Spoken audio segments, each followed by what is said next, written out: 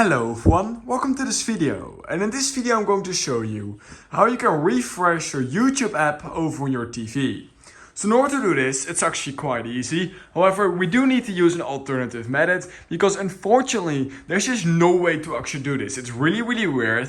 However, there are two easy ways to still do this using a little bit of our own imaginations. So what we're going to do is we're going to take your remote, and the first thing what you can simply just do is if you switch between gaming and home, sometimes this will just refresh your entire homepage. It will not work every single time, which is quite weird. So right now we can see that it's not working. However, if you're watching a lot of videos and you then do switch from home to gaming and from gaming back to home, then sometimes this will refresh your homepage. Now, if you want to have a guaranteed refresh, now what you need to do is you need to go and head over into home.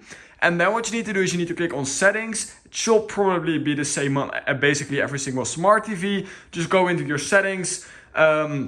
Once you've done that, you want to go to the app section. Like I said, the app section might be somewhere else, but on every smart TV it is a little bit different. But just go ahead and find the apps and then go into YouTube. And then what you will be able to do is simply click on force stop.